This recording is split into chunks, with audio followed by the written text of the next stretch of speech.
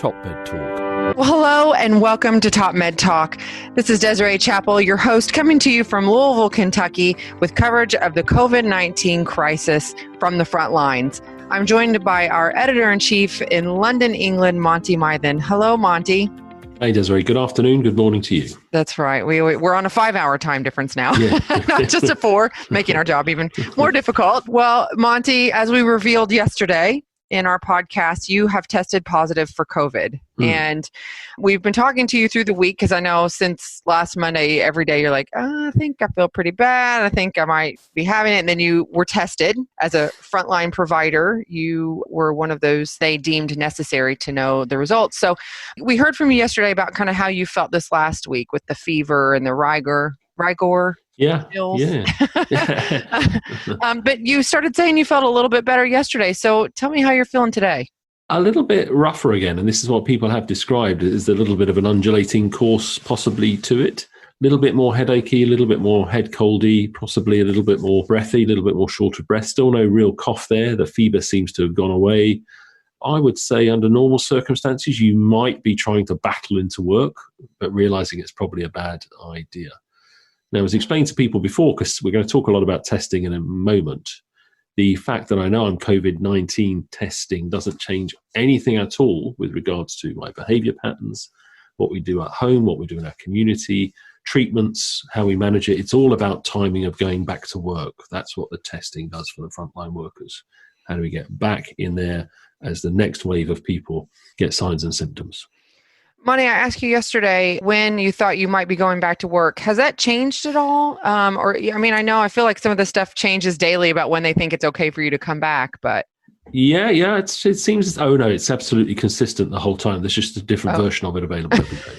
No, you're confused. No, sorry. It's me, not you. No. So I think at the moment we're going to stick with the asymptomatic without treatment for 3 days. And then see what happens. But as we start testing people, if there's been as much within the workforce contagion as there may have been, we may have to review that and say, if you're going to stick with this idea that we all have to assume that we've got it and therefore are all at risk of giving it to anyone, then if we manage that appropriately and we feel well enough to work, then we may have to work COVID-19 positive. But let's see how it goes. At the moment, it is stay home, stay off work. I'm in quarantine and I'm still actually a little bit unwell. So it's the number of days when you're well is going to get harder to have a plan for. Yeah, absolutely. Well, I know, like you said, your behavior pattern really hasn't changed because you were already self-isolating with your family. Yeah. And so, all that really hasn't changed. So, no. Monty, let's talk about testing because you just had mentioned to me before that you guys are really starting to ramp up there in the UK. Here in the U.S., I feel like some areas really are, and there's still some areas that are lagging behind. What's happening over there? So the very positive announcements coming out from government and backed up by the healthcare systems and rumours and the popular press all aligning, which is encouraging. It sounds as though we are going to start to get greater testing, including some drive-through testing facilities supported by some of our major pharmacy groups tomorrow. I can't confirm that personally, but that's what you would anticipate would happen. And it will be, as I say, the prioritization first is the mildly symptomatic frontline healthcare worker. I mean, if you're barn door COVID-19, high fever, cough, there's no point. Yeah. Go home. If you're a politician who's inquisitive to know whether you've got it or not, please don't take the test because it's not going to help you and it's definitely not going to help us. So do what you should be doing anyway. Yeah. Go home. So it's all really about when could we go back to work. And therefore it is the mild symptoms, the head cold, the slightly upset tummy, the runny eye, the loss of taste, the loss of smell. We've got to get those tested. Otherwise, we're just going to have no one to man the ships. Yeah. Here in the U.S., Monty, I believe Abbott is releasing a test a rapid results test that they'll know within 5 minutes is what they're reporting over here. So that should ramp up things pretty quickly. I'm no expert, but we do rapid tests already in the critical care environment for flu-like diseases already, and there's this discussions between so-called sensitivity and specificity, false positive, false negative rates. And ideally, what you want in a rapid test is something that picks up everyone who's got it, even if it turns out they don't subsequently have it in the first sweep, because you can then follow it if it's positive with a more detailed test. What you don't want is a test that says you're okay, you're not a carrier, etc., when you are. Because this testing is all about not diagnosing COVID-19. That's still at the hospital end of things. This test is in the first instance about getting people back to work in the front line. So it's basically to say you have a virus, it may or may not be COVID. It may be, I don't know the exact test. Usually this type of test, which is a sort of RNA-based test, something like a late polymerase chain reaction type of test. Again, I haven't looked into it to see what it is at all. Gotcha. It usually accelerates the amount of ability to detect the sequence of RNA you're looking for, the genetic code. And therefore, because you accelerate it very rapidly, it's not necessarily going to be as laser focused. The intention would be for it to turn around and say, you don't have it. If it says, we think you've got it, you may have to have a secondary test. Now, I'm saying too much about a test I haven't read about in detail, but that's usually how these things play out. So great news is all I would say. Yeah, absolutely. Abbott, wonderful company. I'm sure it's an excellent test. Yeah. Monty, we were just reflecting on what has been going on, what has changed over the last, 2 weeks and then the last week. I feel like it just is a minute to minute, there's something new coming out. There's new news. There's a change in policy procedures. I mean, where were we about 2 weeks ago? Weren't schools open? Weren't bars and pubs open? Certainly people at the top end of government who were all still crammed together in rooms shouting at each other. Were all there still at that stage, as I remember. That stopped relatively recently. I mean, they're doing important work. It sounds as I'm a bit dismissive about that, but perhaps we could have put the brakes on that a bit earlier.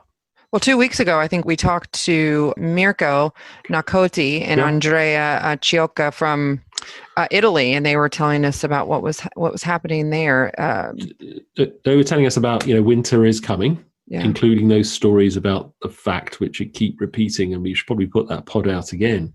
Yeah. If from the Bergamo area, it's very much the healthcare system taking itself down by not appreciating the ability of the staff to transfect each other, so to end up with a diseased system, and therefore having two problems: the challenge of the number of patients and the challenge of the number of sick staff. Now, I hope that's not what this week is going to look like for the UK, but I am a little bit nervous that we might get some pretty rapid staff dropout rates this week. So at the moment, I think there's a relative calm, not necessarily right in the front. Well, I know there isn't right in the front line because ITUs are becoming overwhelmed, but the Excel Centre is being built rapidly in London. Preparation's gone really, really well. And we keep being told we're about 1 to 2 weeks away from the peak. And that's sort of what it feels like. It feels as though it's, my colleagues tell me it's really, really busy and they're sort of keeping on top of it, but they know that it's coming.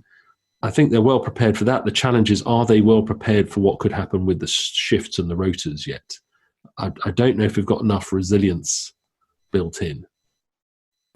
We're concerned over here in the U.S. for the same. I think there are still some areas of the country that haven't seen much of this at all yet or just starting to see it.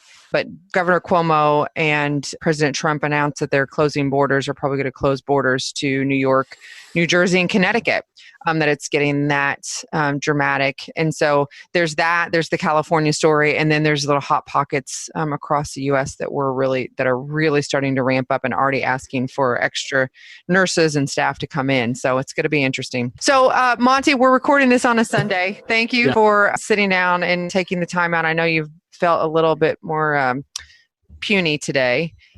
So thank you. And just a wimp. Just freaking weeble. No, not at all. Well, take a day off, for goodness sakes. You could probably hear, I've opened up the windows. It's actually a bright, beautiful day here in Louisville. Hopefully everybody gets a little bit of sunshine in their day and can get outside for at least a minute or so and get a little of that vitamin D. I hope you stay well. We'll be catching up with you on doing updates throughout the coming week, and we will talk to you soon. Stay well. Take care. Thanks a lot. Bye. Top Med Talk. It's Desiree Chappell here. Just a quick reminder, subscribe to Top Med Talk. We're a daily source of news and conversation focused on perioperative care. We bring you all the latest talk from all the major conferences in the perioperative space. We can also be found on Twitter, Facebook, LinkedIn, Instagram, and we now have a free mailing list with special offers and additional goodies for subscribers. Go check us out at topmedtalk.com.